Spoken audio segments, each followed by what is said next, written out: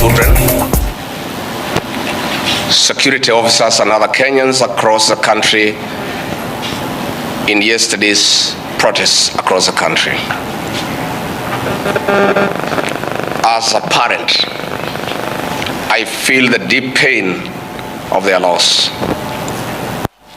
No parent should have to bury their child, especially in such circumstances. I cry for our children. I am unable to bear the pain.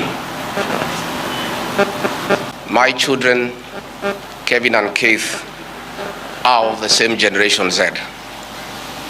I want to put myself in the shoes of parents who have lost their young children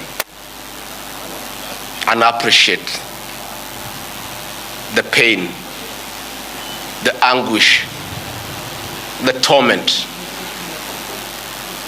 Innocent young children whose only crime was to air their views in a democratic country. My heartfelt condolences, that of my wife, Pastor Dorcas, my son, Kevin and Keith, to the grieving families. May the Lord give them fortitude, the grace, the strength to bear the pain. We wish quick recovery to those who are injured and those who are admitted in hospital. The loss and destruction of public and private property during the demonstrations is deeply unfortunate. I empathize with the members of Parliament for the traumatic experience in and out of Parliament. I want to urge our young people that they don't have to destroy property to be heard. I want them to know that members of Parliament are free to exercise their voting right. And should anyone have a problem with a member of Parliament for a certain decision that he or she has made, you'll have an opportunity in the next general election to express your displeasure. Most of those offices that have been touched are public offices put up with the public funds. It's very, very unfortunate. The violence witnessed across the country was unnecessary and uncalled for because violence begets violence. It is unfortunate that it had to get to this. Dialogue is critical to avert similar occurrences in the future. It is now time for restraint and reflection to avoid recurrence of these unfortunate and unprecedented events. The decision by our President this evening to withdraw the finance bill after listening to the people of Kenya is a new beginning that should nurture the culture of consultation and engagement. The President, in his own admission, has listened to the people and admitted there was a problem, that the people were opposed to the bill in its entirety. It is also the beginning of acknowledging that there is a disconnect between the people and their government. I really want to thank the President for listening to the people as he should be. The President, myself, and elected leaders are servants of the people. Going forward, this should be the norm, listening to the people. I'm on record for the last 3 months of asking leaders to listen to the ground. And I'm happy that my boss, my President, has listened to the people of Kenya. As a truthful and honest man, I must acknowledge that we must engage Generation Z and other young people and all Kenyans, including the church, business community, on critical issues facing them. It seems that either we have not listened enough or we have not communicated our intentions effectively, yet many have voiced their concerns. I would like to take this opportunity to ask our leaders to stop the culture of castigating the people with different views and opinions. It is time for leaders to tone down and stop the habit of talking down to the people. And this brings me to the critical issue why I've got this press conference. As Deputy President of the Republic of Kenya, I and President William Ruto were on the ballot and were given a mandate by the people of Kenya directly. I am an elected Deputy President, I'm not appointed. I therefore have a responsibility to the people of Kenya, and that responsibility is informed by my belief that honesty and truth are critical components of leadership. We have lost lives, property destroyed, anarchy, fear, uncertainty. How did we get here? How did we get here? We were just elected the other day as a very popular government. Where did the rain begin to beat us? Where did we stop listening to the people? President William Ruto and I were the darling of the Kenyan people. By listening to them, by engaging them.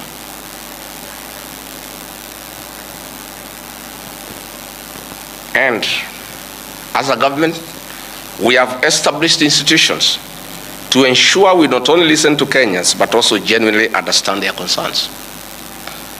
We invest significant resources in these institutions, particularly the National Intelligence Service, for this purpose.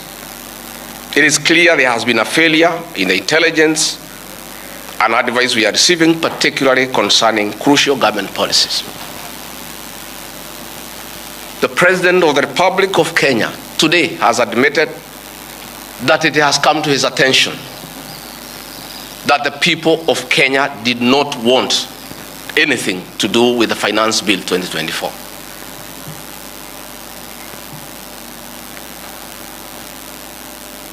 The President has now agreed that we need to listen to the people. And I sympathize with my boss, President William Ruto, because this information was not available to him. I know President William Ruto. Had he known 2 months ago that the people of Kenya did not want anything to do with the Finance Bill 2024, he would not have asked his parliamentary party to push it through. Yet, we have an organization paid by the public to give him and government such information. And that is where the problem is. We have a dysfunctional National Intelligence Service that has exposed the President, the government, and the people of Kenya. Had the National Intelligence Service briefed the President 2 months ago about how the people of Kenya feel about the Finance Bill 2024, so many Kenyans would not have died. Property would not have been destroyed. Offices would not have been touched. There would have been no mayhem. But they slept on the job. It had to take people to die, property to be destroyed, protests across the country for the President to know the truth of what the people of Kenya feel. Yet, there is an organization paid for by the public to brief the President and the government about the feeling of the Kenyan people. Officers of the National Intelligence Service, officers of the National Police Service have told me in confidence they did not get advance intelligence briefs about the magnitude of the protest in Eldoret, in Kericho, in Nairobi, in Githurai, in Embu, in Nyeri. Since independence, there has been protests around Parliament. Never have protesters invaded and gotten inside Parliament. Senior officers have told me in confidence they did not have an advance intelligence brief about the intensity of the protest so that they prepare in advance. The National Intelligence Service slept on the job. And the problem is simple. The Director General of the National Intelligence Service, Noordin Haji, was a junior officer in the National Intelligence Service before he was appointed as DPP. When he was appointed to the office of the Director General, because of inferiority complex, he chased away all the people who were senior to him when he was in the service, therefore crippling the capacity of that service and making it dysfunctional. 3 directors were chased away and reassigned to desk jobs in ministries across government. 13 assistant directors, men and women with proven track record of intelligence collection and analysis, were removed from the National Intelligence Service, leaving a shell under a clueless Director General who has no capacity to run the organization. And that is why the security sector was caught off guard by the intensity, the anger of the Kenyan people, the agitation of the Kenyan people, the resilience of the Kenyan people. Had Noordin Haji done his job, we will not be where we are today. He has no capacity. He is out of the country most of the time on business trips. The country is on his own. My boss, President William Ruto, is exposed. That he has to back down and admit that he has hurt the people of Kenya. Yet this matter has been in public domain for the last 2 months. I want to say that Noordin Haji must take responsibility for the deaths that occurred. He must take responsibility for the mayhem. He must take responsibility for failing President William Ruto. He must take responsibility for failing the government of the Republic of Kenya.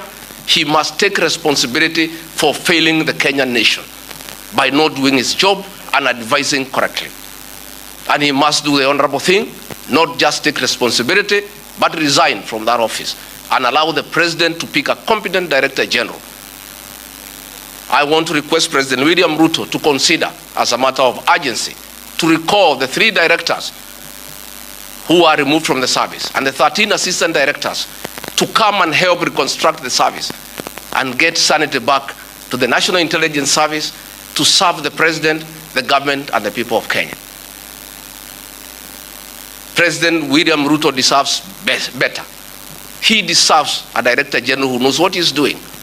He deserves a National Intelligence Service that is effective and that can analyze situations and keep him and the government informed on what is going on.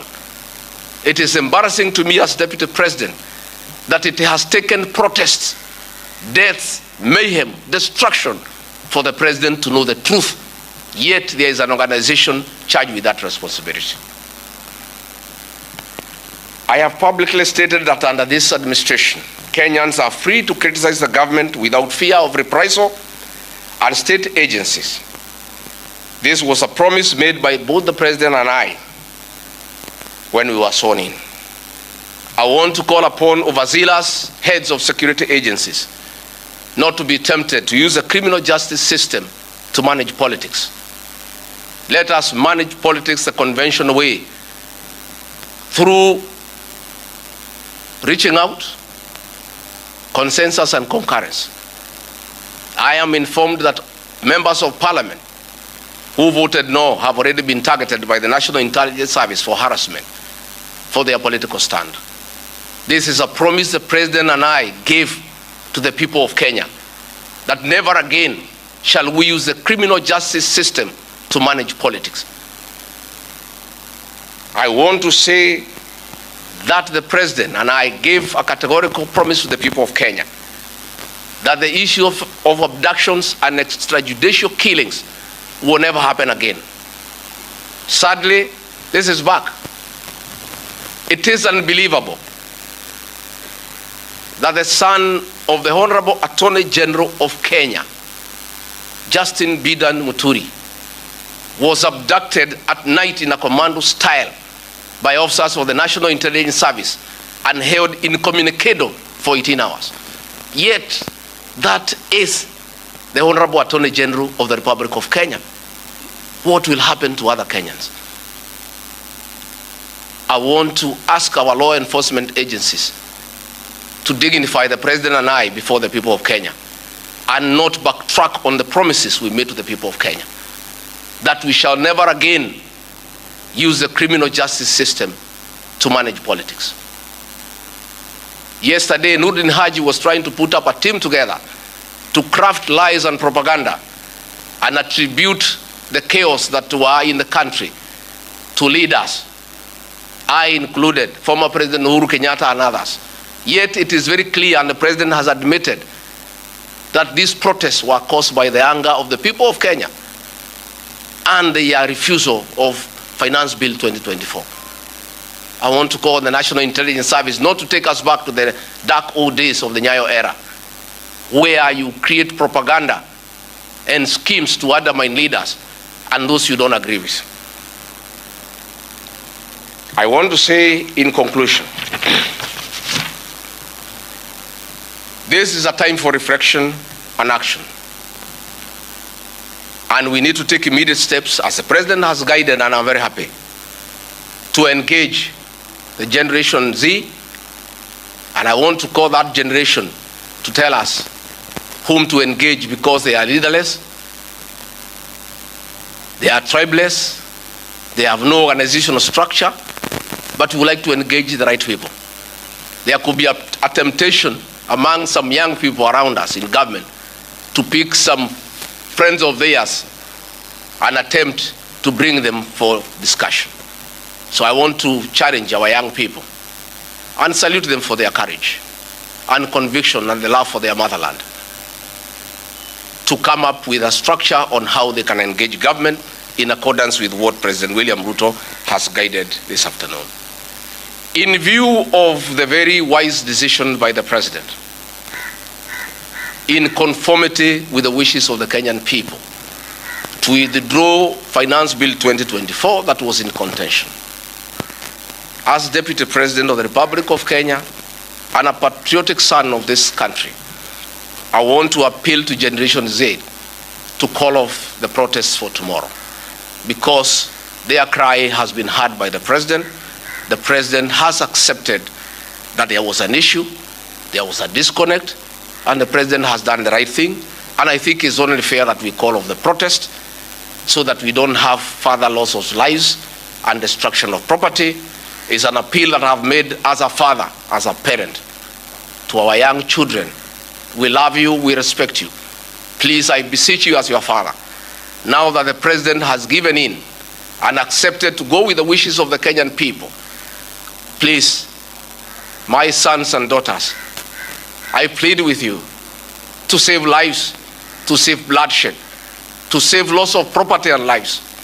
My sons, my daughters, please make an announcement this evening and call off the protest. And then we can begin the process of truthful engagement with the Kenyan people. We can begin an honest conversation on how to work on our country. Finally, I want to ask the president and our government to consider a plan on how to help those families that lost their livelihoods as a result of lack of proper advice by the National Intelligence Service. All these things happened because of government failure. It should never happen. Let us see how to compensate to those families, those who are dead. We help those who are in hospital with bills, and we help to bury them. Again, I want to ask Kenyans not to punish members of parliament for the stand that they took. A government is formed by a political party.